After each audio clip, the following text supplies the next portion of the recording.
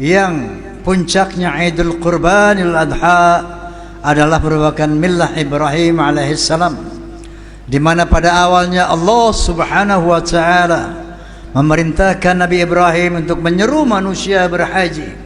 Dalam firman-Nya, a'udzubillahi minasyaitonir rajim, bismillahirrahmanirrahim, wa adzin fin nasi bil hajj ya'tuka rijalan wa 'ala kulli dhamirin ya'tina min kulli fajjin amiq. Serulah manusia untuk berhaji, niscaya mereka akan datang dengan berjalan kaki dan dengan mengendarai unta-unta yang kurus dari berbagai masa penjuru dunia yang jauh-jauh. Sampai detik ini pemerintah Saudi Arabia sampai harus menetapkan kuota karena semakin melimpahnya dari tahun ke tahun umat Islam yang berdatangan untuk melaksanakan ibadah haji. Adapun klimaksnya yaitu berkurban, menyembelih hewan kurban atau adha, Idul Adha. Ini juga disandarkan kepada sejarah Nabi Ibrahim alaihissalam bersama Ismail alaihissalam. Dalam kisahnya yang diabadikan Allah Subhanahu wa taala dalam Al-Qur'anul Karim, Nabi Ibrahim alaihissalam yang sudah berusia renta 80 tahun lebih belum juga dianugerahi seorang putra. Akhirnya setiap malam beliau menangis berdoa kepada Allah Subhanahu wa taala, Rabbi habli minas salihin, ya Allah anugerahkanlah aku seorang putra yang saleh. Demikianlah doa Nabi Ibrahim setiap malam kepada Allah Subhanahu wa taala. Lalu fabasyarnahu bighulamin halim. Kemudian Allah menggembirakan Nabi Ibrahim dengan menganugerahkan seorang putra dari istri keduanya Siti Hajar yang kemudian diberi nama Ismail. Falamma balagha ma'ahu sa'ya qala ya bunayya inni ara fil manami anni adbahuka fanzur madza tara. Namun ketika Ismail telah berusia remaja, telah dalam berusia bisa membantu orang tuanya, tiba-tiba Nabi Ibrahim alaihissalam berkata kepada Ismail alaihissalam, wahai ananda, aku diperintahkan oleh Allah Subhanahu wa taala dalam mimpiku untuk menyembelih engkau ya ananda. Qala ya abati if'al ma tu'mar satajiduni insyaallah minas sabirin. Luar biasa jawaban Nabi Ibrahim sang putra tunggal.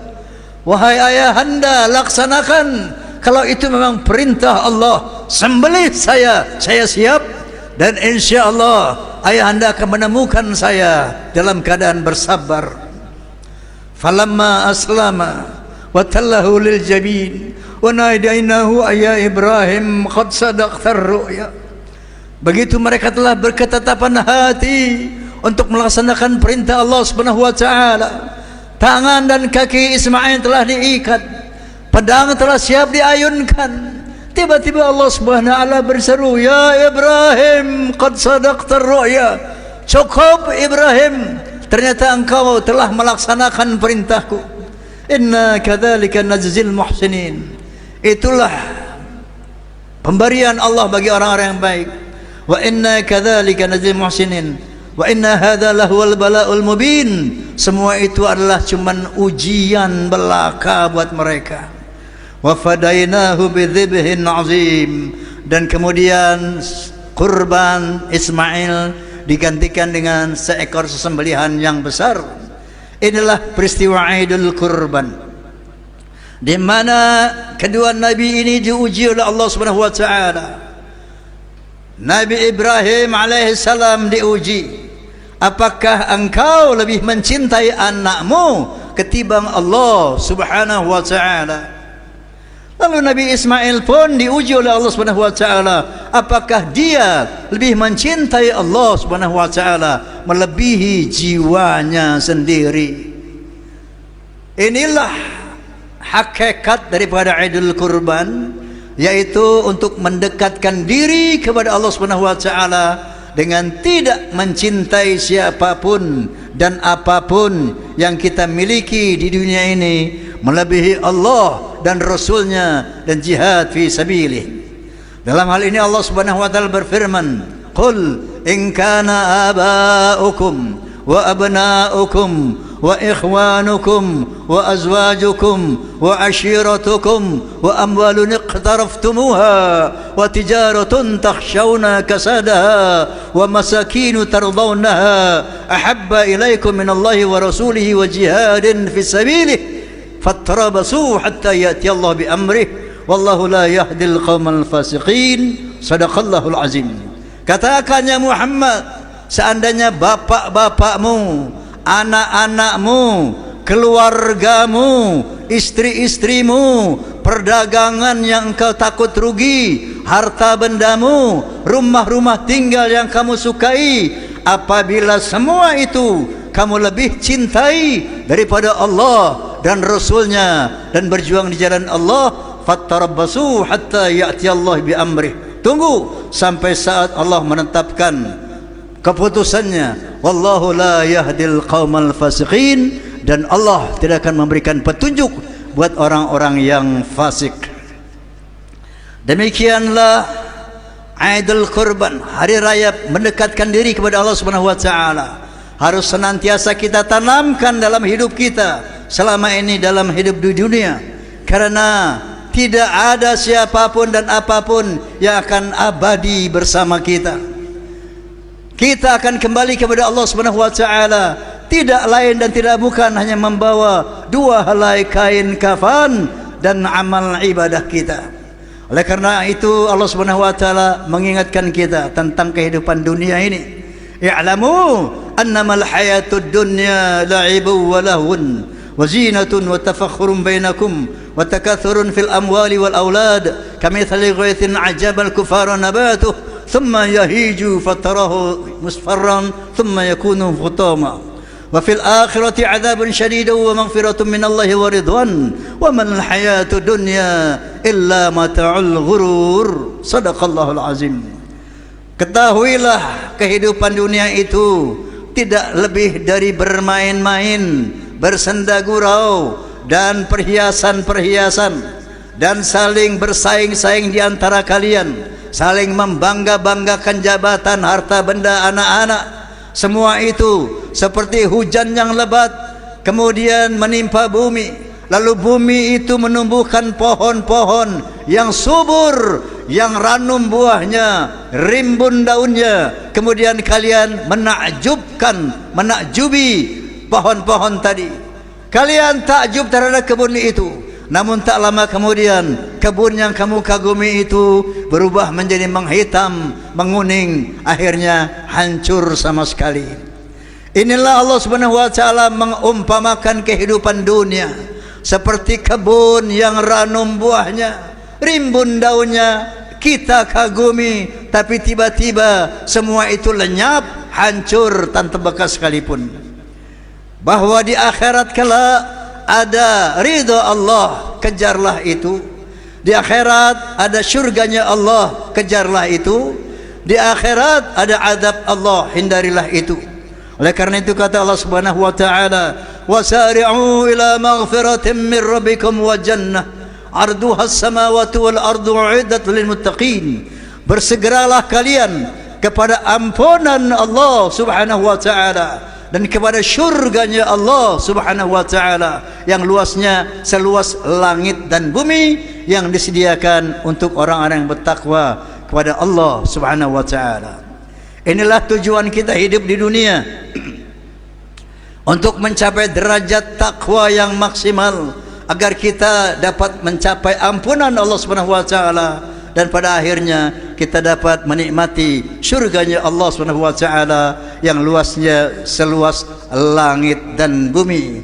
Kualitas takwa itulah yang kemarin di bulan Ramadan kita perjuangkan sebulan penuh untuk mencapai derajat takwa, sebagaimana firman Allah Subhanahu wa taala, ya ayyuhalladzina amanu kutiba alaikumusiyam kama kutiba alal ladzina min qablikum la'allakum tattaqun.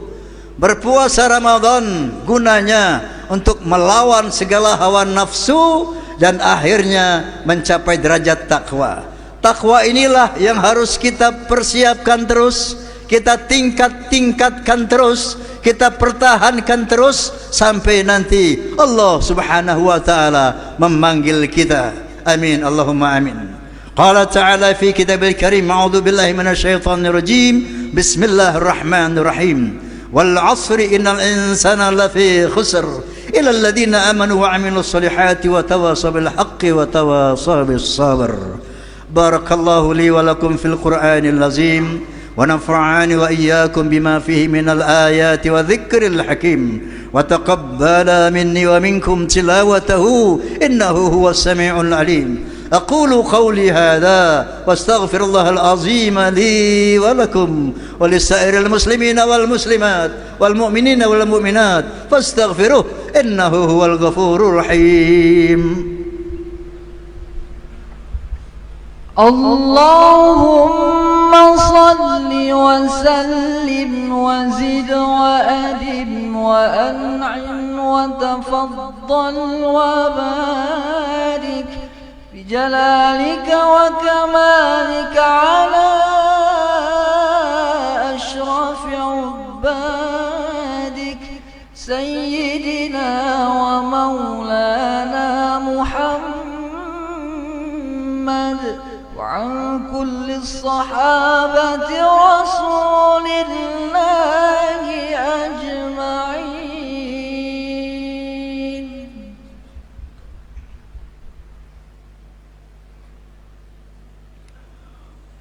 الحمد لله الذي جعل التقوى لباس الصالحين. أحمده سبحانه وتعالى حمد عبد معترف بصدق اليقين. أشهد أن لا إله إلا الله وحده لا شريك له الملك الحق المبين. وأشهد أن سيدنا ونبينا محمدا عبده ورسوله في الأولين والآخرين. اللهم صل على سيدنا محمد وعلى آله وصحبه أجمعين. أما بعد فيا أيها الناس اتقوا الله حق تقاته ولا تموتن إلا وأنتم مسلمون. واعلموا أن الله سبحانه وتعالى أمركم بأمر بدأ فيه بنفسه وثنى بملائكته المسبحة بقدسه.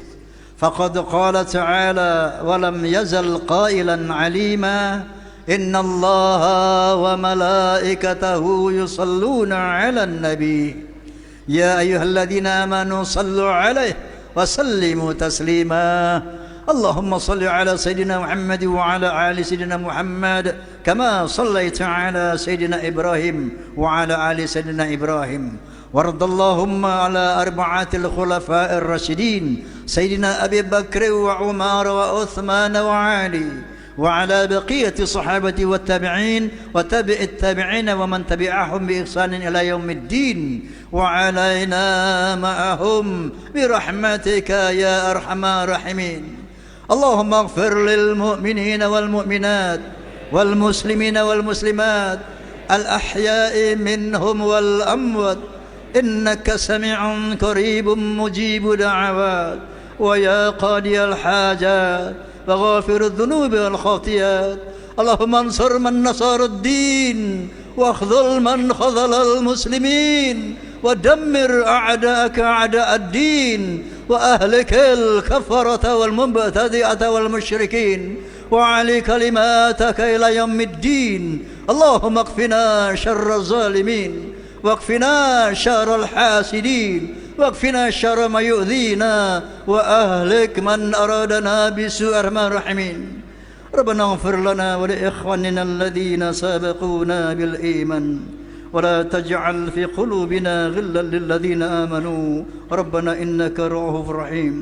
ربنا ظلمنا أنفسنا وإن لم تغفر لنا وترحمنا لنكونن من الخاسرين.